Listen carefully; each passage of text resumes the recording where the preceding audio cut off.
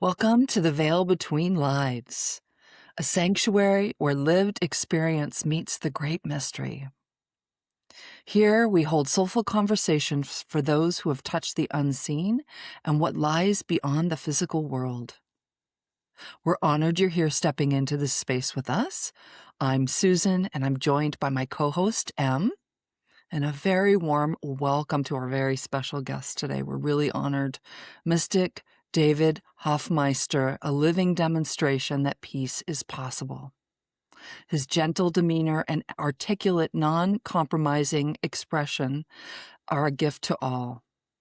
David is world-renowned for his practical teachings about spiritual awakening, his clarity about the foundation of forgiveness, and his radical use of mindful movie watching in the release of judgment is unsurpassed. The purity of the message he shares points directly to this source. Thank you so much, David. Thank you. Such an honor to have you here with us, David. For our listeners who may be unfamiliar with the Course in Miracles, or who may only know fragments of it through conversation, how would you describe what ACIM is, and perhaps just as importantly, what it's not? Well, I would say Course in Miracles is it's a pathway to God. There are thousands of pathways, and it's kind of like a spiritual psychotherapy because it has a text and a workbook and a manual for teachers. I would say it draws from mainly 3 disciplines: psychology and education and Christianity. Although it uses a lot of far-reaching, expansive words that kind of point beyond traditional mainstream concepts, and certainly beyond, I would say, ego misinterpretations of sacrifice and penance and punishment, and takes them off of God completely, and says this is the ego's resistance to the oneness, to the eternal life and eternal love of God, and to our very essence and nature, Christ nature of just unconditional love. So using the words, the vernacular from those 3 disciplines or genres, it takes us on a real deep inward journey of questioning things, questioning our belief system, and learning to doubt our conditioning, to open up, to be very intuitive. I say 100% intuitive and 0% analytical. Because analysis always involves comparison, and comparison is an ego device. And so it's a strong intuitive pathway, but I would say it kind of can appeal more to people who are more defined as being intellectuals. So someone who's quite intellectual could, it uses 3 and 4 syllable words, quite a large vocabulary at times, but that's because the scribe and the collaborator of the course, they were both research psychologists, so they can bring in these kind of words, which for people who are quite intellectual or philosophical or psychological, that can be a good reference point. Yeah.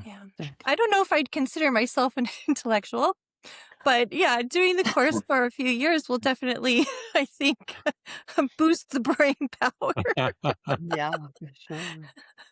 Deepen the journey and boost the brain. Yeah, I think the scribe of A Course in Miracles was Helen Schuckman, and at one point she remarked, at last there's a pathway to God for intellectuals.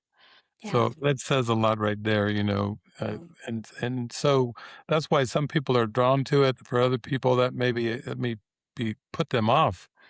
They may, think, well, this is not for me. So it's just it's one pathway to God, and I think for me it did use kind of the vernacular and the vocabulary and language that since I was raised Christian, since I spent 10 years in full time in university and studied quite a bit of psychology, then the terminology fit me very well.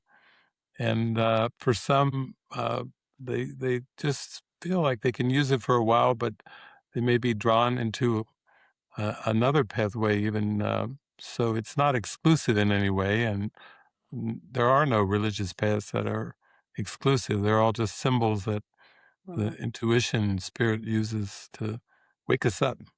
Yeah. Yeah. And just another quick, maybe to put a disclaimer on it too, it is in approaching the course, I think it's really important to be in a good place with your mental health because it is quite deep and it challenges most of the beliefs that people have had, um, in their structuring. And it is a good tool for deconstructing. But I think that going into it, it's really important that you have a good solid footing. Yeah. Yeah. Yeah, I think so. There's a readiness, a certain readiness needed, like you Yeah. said, because it's such a deep path, and so having traveled around the country, the United States, and around the world, I hear so many stories of people that say, "Well, yeah, I was at the library and it fell off the shelf and hit me in the head," or I this person gave it to me and I took it home and I stuck it away in a chest, or I used it as a plant stand for 3 years. You Yeah. know, they're kind of funny stories how it kind of gets into the house. Yeah. And Yeah. it may take months or years before there's like a readiness, before it's picked up and worked with, because I think it's so direct and it's such a deep, uh, unwinding that, yeah, a lot of times people have a lot of high resistance with it, and they just need to put it away or put it down for a while. And so I hear many stories about that too, and it just shows, that you have to. It all comes to us when we're ready. Yeah. There was a very well-known author that said she had put she had used it underneath her plants for years. And in my own experience, I always say it was prescribed to me by a doctor. I was I know it sounds so ridiculous, but I was in England and I was really struggling with being there. I had attachments here in the US that were really strong, and I had difficulty getting through that. Kind of the confusion that goes along with that. I wanted to go home, but I knew I needed to stay. And my doctor, as I was telling him, all of these things that are going on with me, he's writing down on a piece of paper as we're talking, just writing these things down. And I'm thinking, okay, well, this is kind of strange. I wasn't used to that here in the US. They just give you a pill or tell you to go to talk to somebody. And so at the end of our conversation, he turns the piece of paper around and he said, "This is your life." And he had a pie chart and he said, "You're very imbalanced. Just through our conversation, you're telling me, so find some balance." And I also recommend these readings, right? Read these books. This is really important. You're going to get a lot out of it. I said, okay. So I went out and I bought all the books, everyone on the list. And every book that I read, there was Eckhart Tolle's, Power of Now, and there was A Return to Love by Marianne Williamson. And, every one of them that he had on the list had a subtle reference to A Course in Miracles. And I found that thread through reading all of these books. And I opened the course. I was like, oh, aha. Okay, now we're talking business. Mm. Now we're talking change. Now we're talking something I can work with. Yeah. What a Yeah, beautiful story. beautiful. I Oh, love it that a doctor recommended those books. So Here's a list We of need more books. doctors like this. Oh. Like, well, I do like to read. That's So funny. that's quite a list. That's Oh, wow. beautiful story. It's a beautiful Yeah. way to encounter it. Mhm, mhm. So, David, forgiveness sits at the very center of A Course in Miracles, yet its definition of forgiveness is very different from how most people understand the world. How does A Course in Miracles define forgiveness? And why is it such a central part of healing and awakening? Well, A Course in Miracles defines it really as it's like a shift in perception. So it's a different perspective of looking at the world. And the main difference between traditional definitions of forgiveness is we're forgiving behaviors. We're either what we expected someone to do that they didn't do, or something that they did that we are not happy with, that we have a judgment against, or we feel we've been harmed in some way, or that the behavior has harmed someone in some way. And forgiveness, as Jesus teaches it, is he's teaching us that we have misperceived the entire world. We're perceiving the world from a ego filter that's very much based on linear time, past, present, future. And like Eckhart and many mystics and saints have pointed to the power of now, the present moment. Mhm. And yet it's kind of, for the mainstream, it's kind of mysterious, it's like, okay, be more spontaneous, okay, but but with Jesus and the Course in Miracles, he's like taking us through a process of forgiveness to start to realize that we're not upset because of our because of what happened, or because of what didn't happen that we thought should have happened. We're upset because of our thought system, and our thoughts, our judgments are based on beliefs. And these beliefs need to be questioned in order to see the world differently. Mhm. All of them, really, all of the ego beliefs, the beliefs in separation from God and from each other, to come to a recognition that we're really always interacting with ourself.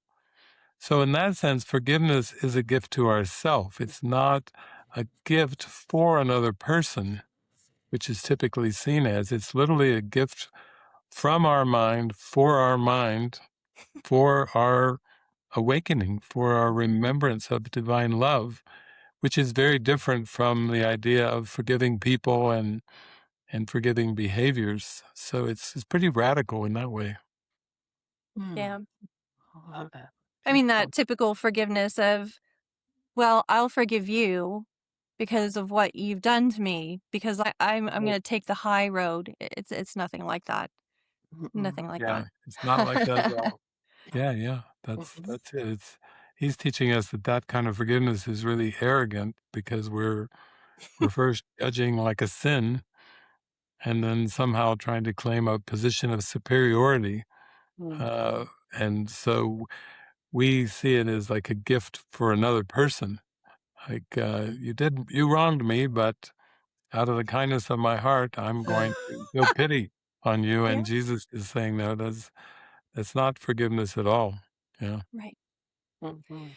I do have to say in my own life that forgiveness wasn't about suddenly approving of what happened in any given situation. Um, it was about no longer wanting to remain imprisoned by it, whatever it was, Mm, Mm. yeah. in my own mind. Yeah, Yeah. it's beautiful. Which leads me to the question. So I think that many people hear the word forgiveness and immediately feel resistance. And if it's not coming authentically, especially when deep wounds, trauma, that type of thing are involved. How would someone begin approaching forgiveness in a way that feels healing rather than dismissive of their pain? Well, I always tell people that we have to go through the darkness to the light. So we have dealt with a lot of denial and repression. Our mind is set up that way with the ego, where we've denied the light, but we've also denied the darkness that we put in between ourselves and the light. And so it's like as we think of ourselves as human beings, we're kind of playing a game of double oblivion. We're like having denied the light, denied the source, and then denied the denial of that, denied the darkness. So when we go through the darkness to the light, I mean, all the mystics and saints throughout history have a lot of dark writings. Saint John of the Cross, dark night of the soul. They really are saying you have to open your mind up, open your heart up, and you have to allow what was denied and repressed. And there's a group of people, and I believe it was Thailand, that invented Vipassana, a pathway to God. And they were like the founders of Vipassana. They would come back for like a group meeting to kind of share notes, like, how's it going for you with, many hours of deep meditation. And they would all share their notes, and there's some kind of a wall deep down in the mind that's blocking us from really a breakthrough to light and joy. And so that's what I feel like A Course in Miracles helps with. It's saying that it's like Louise Hay was an amazing teacher. You can heal your life and so forth. And she one time said it's like when you cook a turkey on Thanksgiving. When you cook the turkey pan is going to get really gunky, and it's going to stick to the sides and burnt things, and you're going to have to put the water and the soap in, and you're going to have to do a lot of scraping, and the water is going to get a lot more murky and dirty before that turkey pan gets clean. And I thought that's really a good analogy for spiritual awakening, that we shouldn't try to conclude things when we go through dark periods or we face really dark emotions, because it's like we're allowing some of this unconscious repressed darkness to come into the surface. And then more and more we can make a conscious decision to let it go, which is what you were sharing, that you had to really allow it up, and then you didn't want your life to be controlled by it, and you didn't want to be carrying the burden of that, thinking about it, rehashing scenarios and situations over and over, because that's where we get all locked up. We don't find our joy, our bliss, our happiness when we're rehashing the past. So it's like an undoing of our perception of time. And it's a lot of mind training. I have to say, I tell people, you may get into the mind training, have resistance, step back a while, jump back in for a while, step back, and just don't judge yourself. Just allow it to occur. Absolutely.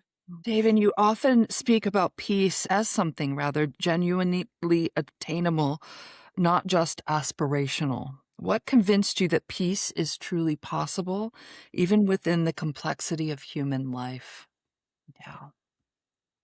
Well, I think the more I got in and just kind of embraced A Course in Miracles as my pathway, that after a number of years, I started to live very simply, and I went to live in a hermitage in rural Kentucky near a lake. And then I started having mystical experiences, and I would say even revelatory experiences, where I just went so deep that the figure ground, the the dimensional world started to flatten up, and then I just started to go into light experiences that kind of like people describe in near-death experiences when they go to the light. It wasn't feeling like I was dying, but I just had three of these revelatory experiences that were so powerful that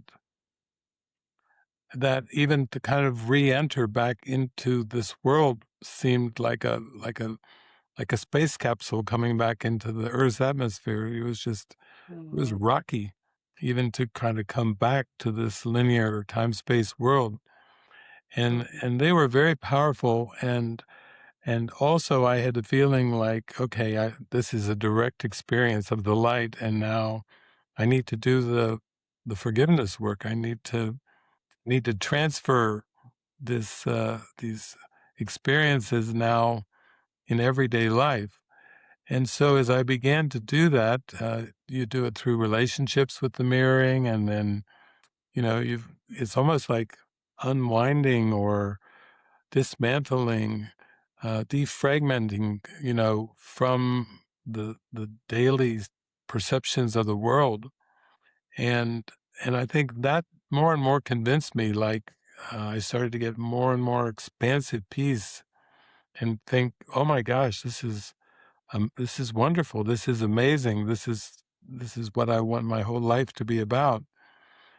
But that it was the direct experience, I think, that convinced me more than any kind of theology or philosophy or even, some kind of a process or formula. It was just the breakthrough, going past the veil, like the show. It was those direct experiences of going beyond the veil that stayed with me, and then just let the spirit guide me and direct me, who I'm supposed to meet, where I'm supposed to go, Yep. really let go of my plans and my future ambitions and just say, what an adventure. I just have to stay inner listening and stay intuitive here and keep the faith, not judge myself or try to judge anything or anyone, really just to relinquish judgment completely. Mhm. Yeah. Sounds like a lot of trust involved there, right? Yeah, Wow. it is. I mean, after 10 years of university, and of course, before that, just an upbringing in a Christian household. I think my thoughts when I was a teenager was, I don't know what I want to be when I grow up, but it doesn't look particularly good. And, the human condition didn't look very appealing. I would like to be forever young and playful like my my childhood. I was endearing. But then when I got into university for 10 years full time, I went and explored all the aspects of the university, and, for everything from science, social sciences, and I was in engineering. I was in urban planning. I met people from all over the world, which was exciting to hear the stories of that. But I think for most people, the survival of the body and the economics and the finances, it's like the whole world is based on that. Mhm. And so I progressively was guided to live very simply, and then miraculously things started to show up that were like I was sharing what was on my heart and communicating and following intuitively what felt right, but I had to start to trust that it wasn't going to be a traditional career that would provide for me. I call it divine providence, but we think of maybe Saint Francis or Mother Teresa or something, but it's not something that is in the Western mind, or not something that we think we can rely on. So I started having different trips where I was guided by spirit to travel out for 5.5, 6 months, 6 weeks at a time, 5.5, 6 weeks, and then eventually on world trips, being going overseas to Australia, New Zealand for 6 months at a time. But Wow. being provided for in a practical way without having to feel like I personally had to survive, you know, do it myself, that things started showing up in a miraculous way. And that was very inspiring to me. So, because I've always had wondered, I don't know how this is going to go. Mhm. Well, remember in Yogananda's autobiography of Yogi, where he does that very same thing, Wow. right? Yeah. Okay, well, let's see how this goes. And he goes to the train station, and his whole journey is just being Yeah. carried through the being taken care of. Yeah, Yeah. The beginning fast. part is the part where you really start to transcend some of your fears and doubts, For Yeah. sure. and then it just keeps going. It keeps happening and happening, and then you think, "Oh my god, this feels like kind of grace, some Wow. kind of divine grace going on here." What a Abs- validation of choices and of Mhm. the trust, right? That it just continues to keep unfolding and just opening up for you as you Yeah, continue to trust. That's yeah, so beautiful. it's like even when I look at all these I expect these last 40 years, these last 4 decades with the Course, it's been I have to kind of break it up into stages because each stage, it would be, like a mini movie, because it's got so many aspects to it, so much trust being developed, so much faith Yeah. expanding, and that's something, we don't tend to hear too much about except from spiritual teachers and leaders who some of them have experienced that, and, of course, Paramahansa Yogananda was an amazing light, and then you get to read about some of the experiences they went through, and that's what I was feeling like, "Oh my gosh, I'm smack dab in the middle of this experience," and it's not easy to explain to people because Yeah. it's such an out of pattern kind of thing. Yeah. Mhm. Have Sure. many experiences with that as well. Mhm. You mentioned being raised in a Christian household, and I think a lot of people still feel deeply moved by the essence of Jesus's teachings while still feeling disconnected from the modern Christianity that is kind of being presented publicly right now. So, what would you say to those people that are feeling connected to the teachings but maybe aren't finding what it is that they need from them right now? Mm. Yeah, I think a lot of times people feel like a very internal connection with Mm. Jesus and like a drawing towards Jesus and his teachings and the attitude and the extensions of his teachings, the Beatitudes. But once we get into formal religion or structured religion, even with Christianity, you can see there's so many fractures and fissures and so many denominations and splitting hairs over we believe this, you believe Mhm. that, and we focus on this, you focus on that. I think that just shows that when we're intuitive, we become more and more intuitive, and to quote Jesus from a workbook lesson 135, he's saying, in order to really stay in this faith and this internal guidance, you just can't activate the past, organize the present, or plan the future. It's kind of funny in one sentence, it's just so nice, like, Mhm. God, that's my whole conditioning, Mhm. is activating the past, that's what education's about, Mhm. Mhm. learning from the past, and then organizing the present. We're trained that that's a survival mechanism, the more organized you are, the better, and then planning the future, that's very much a part of the human experience. You're supposed to have ambitions and goals for the future. So already before A Course in Miracles came in my life, I was in grad school and I was reading like psychologists like Abraham Maslow and his hierarchy of needs and Carl Rogers, and uh, talking about being present and that everybody had innately the truth within themselves. And I was resonating with all of that. And then I went to a humanistic psychology conference in California, in La Jolla, down near San Diego, and that's where I found the Course. Mhm. And Mm. I listened to Carl Rogers. It was his last talk before he passed away, and everybody stood and cheered, and I felt all the love in the room and all the connection. But I also met a lot of transpersonal psychologists, Mm. which was, even beyond humanistic. It was transcending the persona, the mask, like Francis Bond. Or has been Roger Walsh.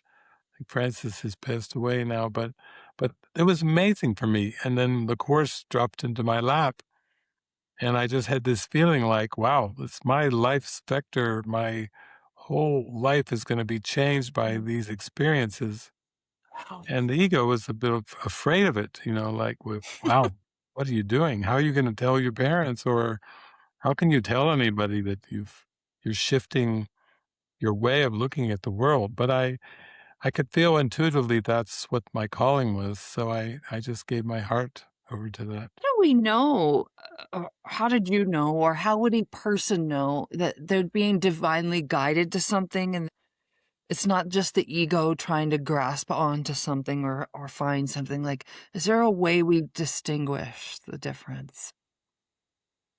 Well, I think the two things that come to mind is with the Holy Spirit, it's all the guidance is focused on giving, and with the ego, all of its guidance is focused on getting. Mm.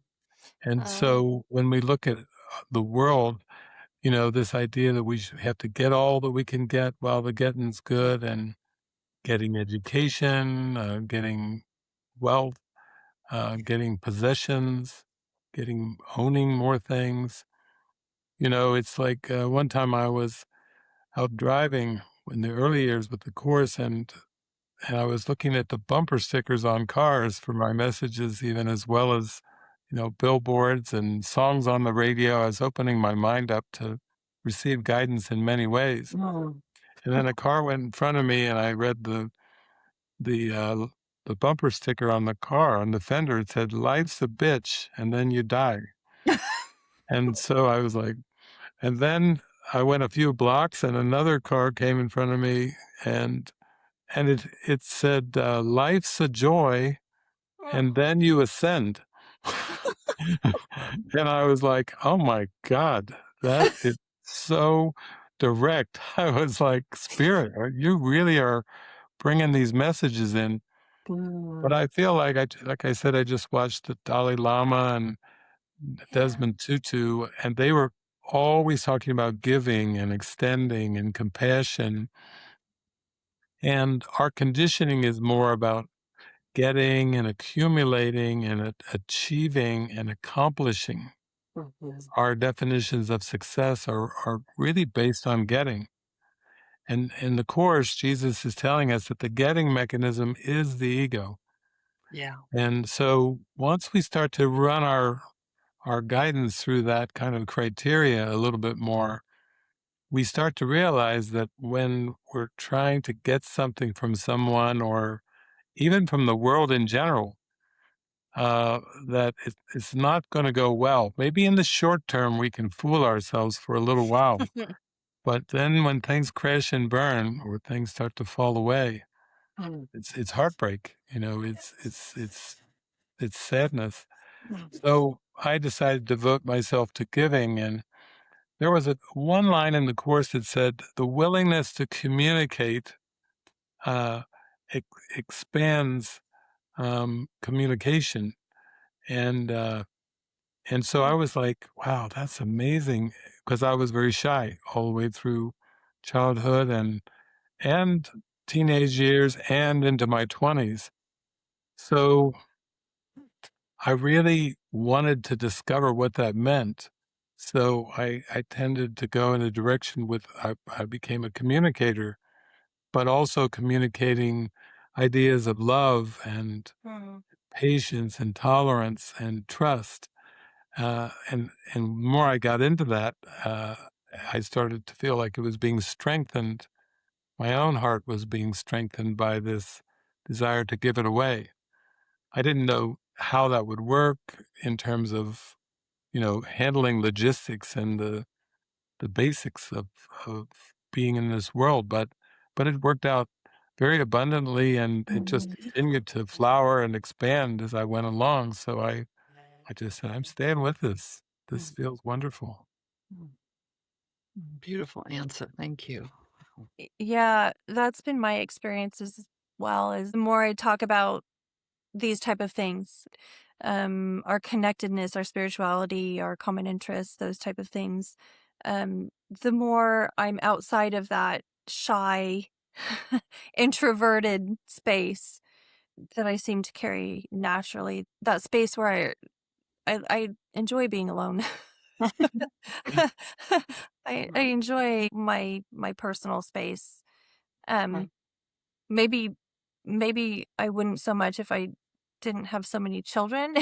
I think maybe I desire that because I don't get as much of it, but that just occurred to me. The light Maybe bulb went once off. maybe once they don't need me anymore, maybe I'll be, like, looking around thinking, "What?" But, no, I think connecting and being in this space, there's something that resonated inside of me when you said, you know, you were shy and kind of more introverted, and I could understand that. Um, but these spaces seem to fill me up, Mm, in a way that nothing else does. Yeah. yeah. Yeah, it's lovely. Bringing me to what do you think people are most deeply starving for spiritually right now? What is it that you're seeing? You're out there traveling around, you see a lot of people, you talk to a lot of people. What is it that you're seeing that people are really soaking up or really starving for right now? Well, I think the word that comes to mind is connection. Uh, Mhm. so many definitions of relationships and so many categories of relationships, and the world seems to be an oyster full of all these options, and I think people get disillusioned and burned out with some of these old concepts that have been pursued and believed in.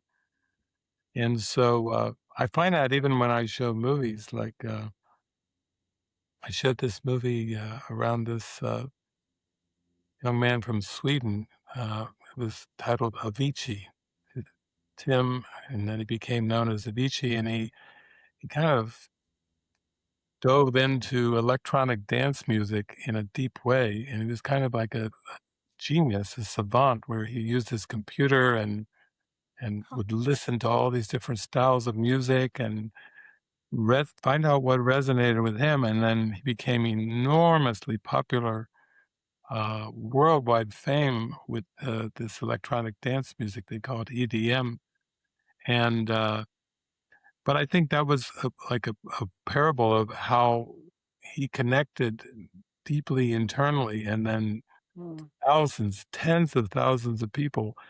It wasn't theoretical.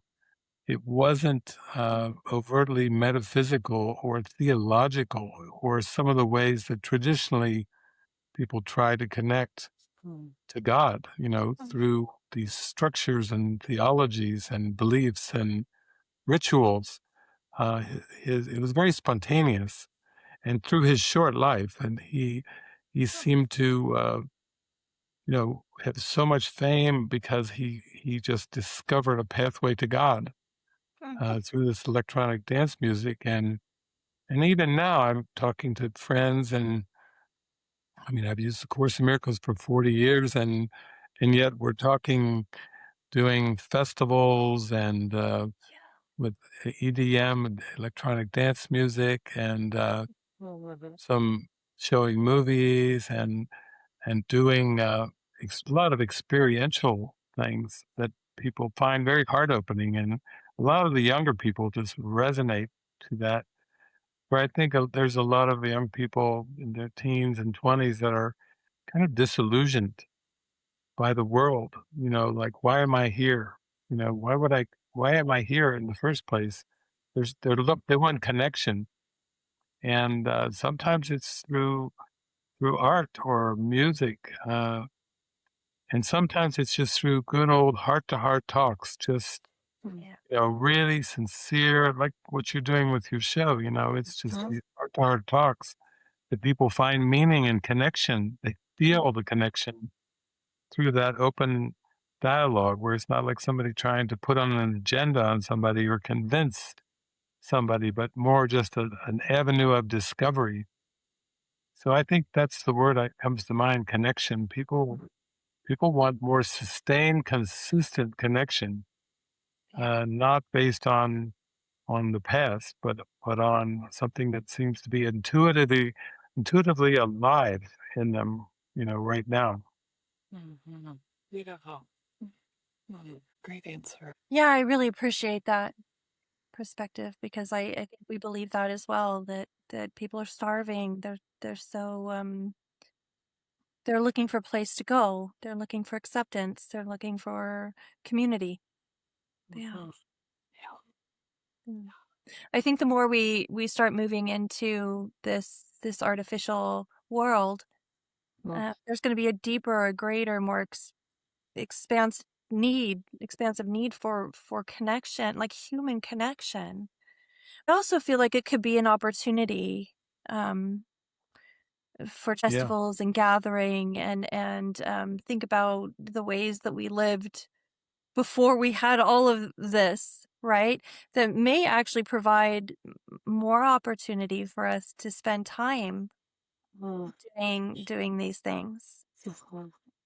Yeah. yeah. I always feel like the spirit can use everything, that the ego makes up a lot of things, but the spirit can use it. Like I've always been inspired by music.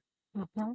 And, and so I've just saturated over these last 40 years with the course. It's been music's been a huge part of that. And then now with with AI, there's lots of different music programs and it started, I think maybe about 7 or 8 years ago where I had people in the community.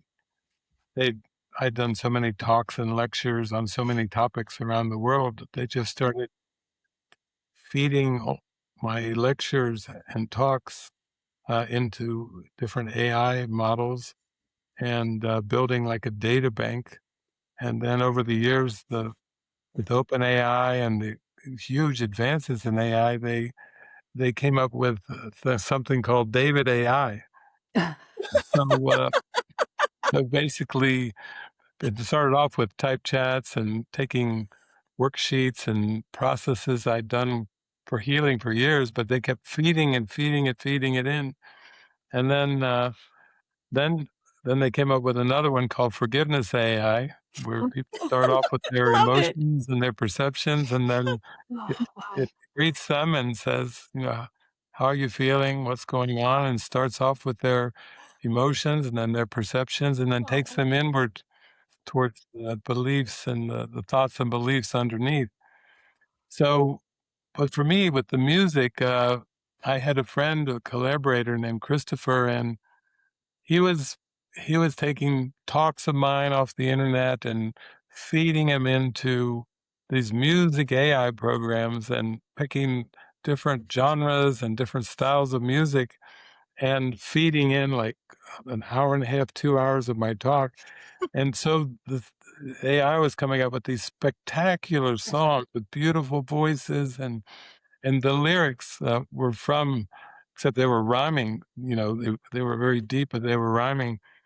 I was blown away. So I Wow. started to make a playlist. I don't know, 180, 200 and some songs where he would just send me the songs. I would do like a course lesson and bring in this AI music and then just be going along with that. So I was just in Mexico. We had a big called a Strawberry Field Fiesta where we had all this music and people dancing and joy through the roof and deep metaphysics. And people came from all over the world. And it was a 5 day experience. And I just feel like I realize that I don't judge anything in the world positive or negative. I just see it's all neutral, but the spirit can use anything of this world, including the music. Yes. Mhm. So, and with movies, we've started to make some composite movies where we'll take a great movie and then editors will trim it down to mini movie. So take out some of the chase scenes and the violent scenes and get to the core of the teachings. They trim it down and then they say, there you go. And I intuitively do a setup and then pause the movie and do some commentary and then follow up Q&A afterwards. So things are evolving, but I would have never foreseen the music evolving this way for myself or the movie commentaries. It's just showing itself going deeper and deeper. every day for me, it's just a new Mhm. discovery. So Mhm. you don't have a problem with AI then? No, in fact, I don't have any fear about it. I went to a course conference, I don't know when it was, maybe 10 years ago in Chicago or something, but and I mentioned AI and people were getting spooked by even the word AI. But what I see is the spirit is using it Mhm. through everything that I'm doing and in such a way that it seems like myself and the community is just we're like, wow, every day, like, oh my gosh, it's a time collapse. And Mhm. miracles are helping collapse time, like Jesus said, I am the Alpha and the Omega, the beginning and the end. It's like bringing us into what Eckhart calls the power of now. It's being used by the spirit to collapse our timelines so Mm. we don't have to spend 10, 20, 50, 100 years learning something. It can take place in very short periods. I think that helps strengthen our inner guidance too. So we become more tuned in and more intuitive more rapidly. And Mhm. then things shift in our perception very rapidly. So it doesn't have to be such a long, drawn out, tedious struggle. It starts to be more alive.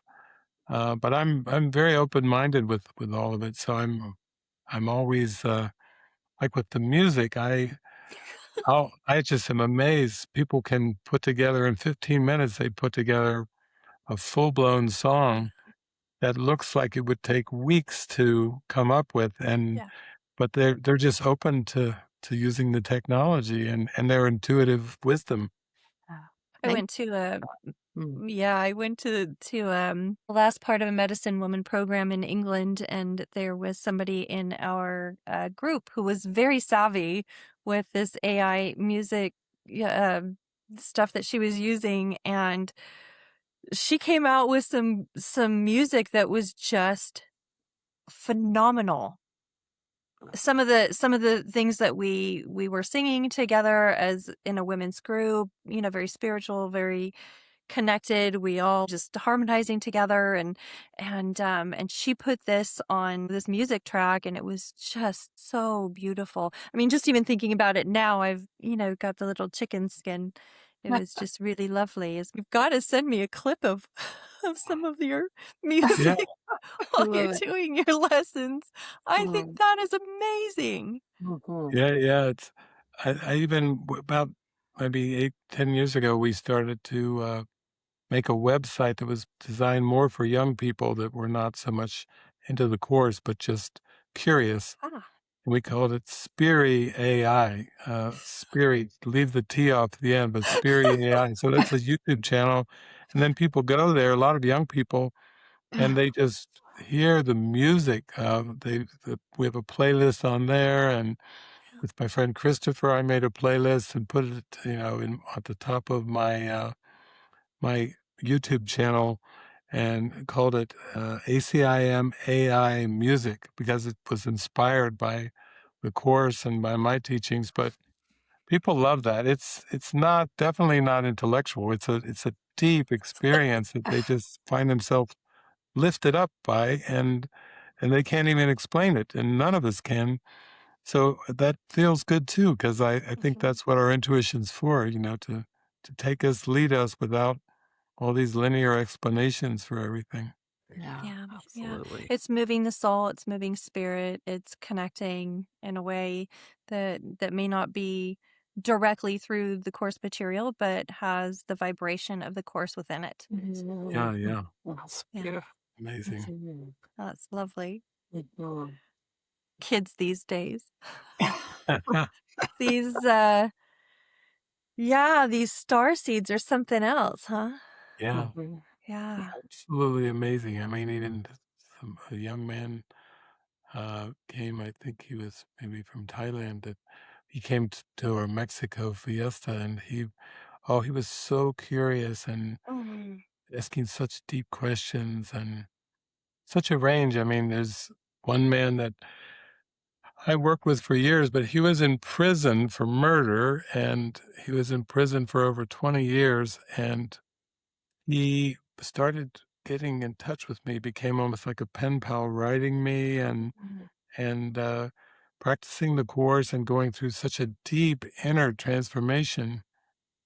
And then not too long ago, I think back around the last last year, maybe in around June, he was released from prison, and now I'm going to see him again. He's coming to the renovatio, the Latin word for renewal, or that's the name of a movie retreat I'm doing. He's going to be there, and just his journey, such an inward journey, but actually he used his prison time to go very deep within and start to question everything in his mind very deeply. And he's like for some ways, he's an inspiration and a role model, because a lot of us have things in our life we weren't proud of, or we think we really went astray on. But he was a professional boxer, a heavyweight boxer on ESPN, and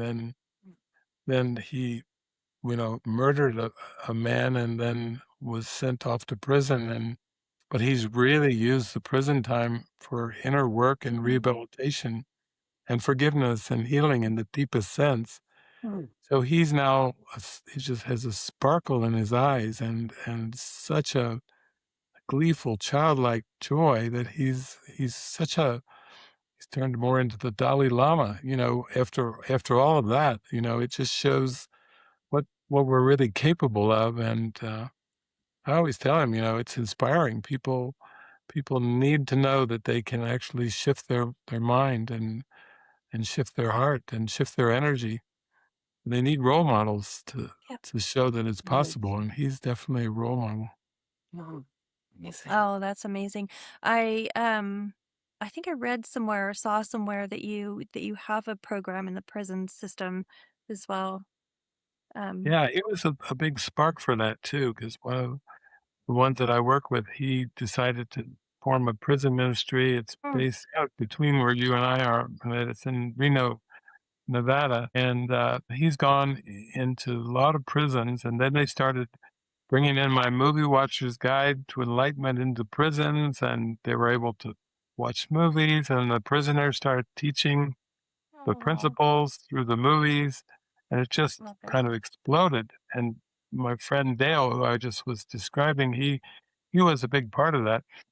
Then he got it into the prison system of the United States, where he would take my talks and lectures, and the prisoners could get these like tablets, and the lectures and the teachings were put on the tablets. So in 36 states Wow.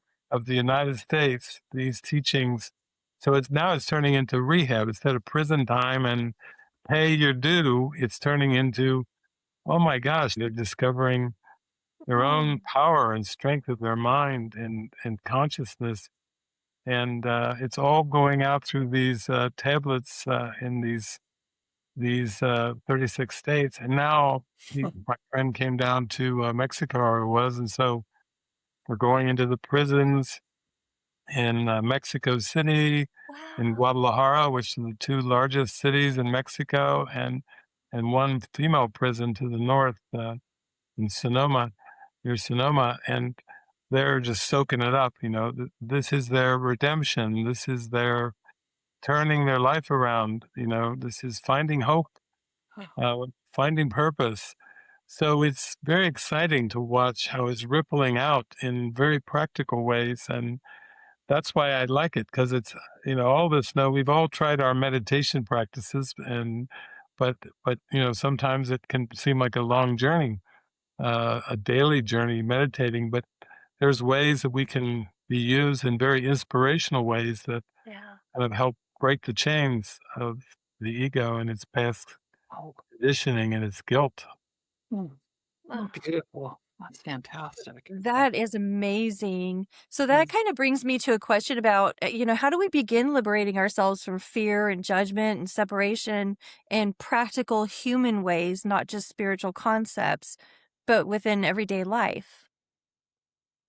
Yeah, I think Jesus says in the Course that, for now, love needs to be expressed, through the body because Mm, we have such a strong identification with the body. The body is like a dense vibration mm, of energy, and yet because we're so identified, our identity is so tied in with it that it seems like our progress can be rather slow sometimes and gradual. But I feel like A Course in Miracles is saying like you have a purpose, and if you really get ignited in that purpose, mm, then you can let the spirit kind of come through you, and you can let the body be used more solely as a communication device, not as a means for getting things. I mean, Jesus mm, says we have our means and end turned around. Our mind is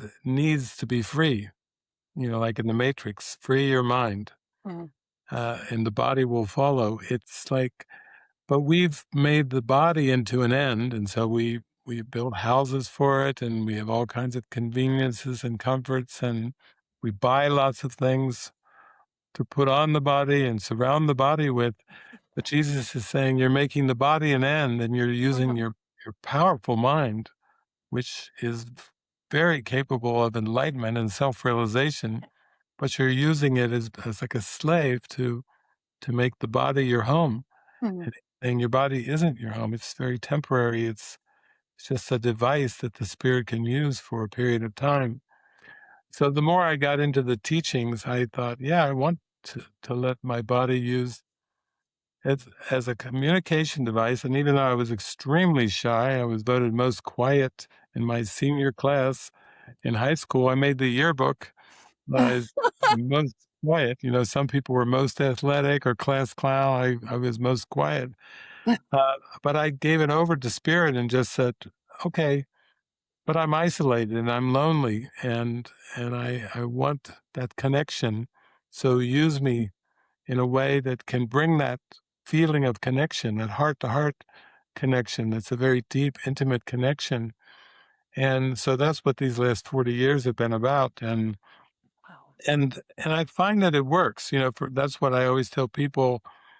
I'm very playful with people. We can be lighthearted. It doesn't matter what the topic or the situation is, whether I'm going into a prison or talking to somebody who's had a history of drug addiction, whatever. Like with my friend Dale, he was in for murder, and yet we connected so deeply that he felt such a sense of deep trust with me that he would mm, like journal and send me these long handwritten letters and eventually, Mm, but he found that he was connecting and opening up and finding hope. And somebody once told me that my last name Hoffmeister, meant master of hope. And so I was like, oh, that seems to even our given name, it seems to come in. It took me 40 years before I heard that one, but I feel like that's been my journey, is to be the master of hope, to bring hope, even in when people feel like they're hopeless or they're just beyond hope, is to bring hope, a spark of joy into them, and let the spirit come through me in whatever way would be helpful for kind of on an individual basis. Yeah, what would work mm, best. I have a personal curiosity question. What is the Course in Miracles viewpoint on reincarnation and past lives? Well, in the Manual for Teachers, the question is put to Jesus, is reincarnation so? Question mark. And then Jesus answers and he says, ultimately, it's not part of the curriculum, but it is a belief system. And he says, any belief system that strengthens your belief in the eternal Mm, is helpful. And so myself, I look at being raised Christian and then going through more of a reincarnational phase. It just seemed to make more sense than heaven and hell and people being turned away. That just didn't compute. yeah. So it was more of a reincarnational perspective, still involving time, and still in a way trying to explain the human condition and oneness, and but leading to the oneness. So for me, it did strengthen my belief in the eternal. But Jesus was just saying, don't split hairs. I watched the Dalai Lama and Bishop Tutu, and they were poking fun at that. Because they were poking fun at differences. The Dalai Lama was saying, you're a Christian. Too bad. And and and Tutu saying, "Oh, you're a Buddhist. Too bad." And then they would get into these playful discussions, even about uh, what's to come. And the Dalai Lama would say, "Well, you believe in heaven, so maybe if you go to heaven, you can help me out." And then uh, Tutu would poke fun a little bit at reincarnation, but they would always talk about it of upliftment of consciousness, Yep. opening, going, rising higher and higher. Both of them would agree on that. Mm. So I feel like I don't like to get into theological debates or philosophical debates with people. I meet people, whether they're atheist or they believe in reincarnation or whether they believe in heaven and hell or whatever, or they're agnostic or whatever. I just try to be in a prayerful state of connecting and feeling joy and connection, and then let the Spirit give me the words, put the words in my mouth, because I would never know the best things to say unless I'm feeling connected. And then we end up laughing together. And so I always make fun of things like even atheists. I said, we could, if they ever have a conference called Atheists Unite, I would go as a guest speaker because I don't really feel like it's a matter of trying to split hairs over beliefs, Mm-hmm. because you can go into separation very easily once you start debating beliefs or theology. But I feel like joy and happiness and peace are part of being in that non-judgmental state of connection of we are the same. Ultimately, we are the same, and we need love and respect for each other, and we don't need to emphasize differences. We need to come to the sameness, the connectedness that we share. So that's my approach. I just Yeah. feel like that's what I've learned over the last 40 years Yeah. Thank you. is connect. Yes, I love it. Thank you. Thank you so much. Yeah. Yeah. Having also traveled all over the world and been to the Great Pyramids, and, I got stuck in the Vatican during Mass. I don't know how they just started roping. Yeah. I I roped was in. sitting on a pew, and the next thing you know, I'm smelling incense, and they're roping off the It's pews. hilarious. And I had to sit through the whole service, in Yeah. Latin, and I'm thinking, "Oh my gosh," right? Wow. But I sat there, and there was a beauty to it, and there was just this, I don't know, just this gorgeous feeling, this, feeling of abundance and connection, and I've danced with the Hare Krishnas in Rome. Another thing, I just kinda walked in, and all of a sudden, I'm being led into this room, and everybody's throwing flowers, and, there's thinking, "Okay, let's go. Let's do it." Yeah. Um, and there've just been time and time again of just these experiences where that I feel like I've just kind of been led into, and the essence within that, there's a common, um there's a common presence in each one of those experiences time and time again Mm. that's there. It's this omnipresence. And Yeah. and I've connected with it every time, and it is just so beautiful when you drop the story and you drop all of the constructs built up around these beliefs. Yeah. It's all true. That one common truth is present in all of it. Yeah. It's beautiful. Beautiful. Yeah, Mm. call it whatever you want. Yeah. Man, if you can open your heart, drop whatever the story is around the experience, and just drop in and connect. It is there. It's always there for us. Always. David, what wisdom can you share with our listeners for anybody who is just now embarking on or beginning to walk on a spiritual path? Well, I would just say trust in your path, whatever really resonates with you, to give it a good go, give it a chance.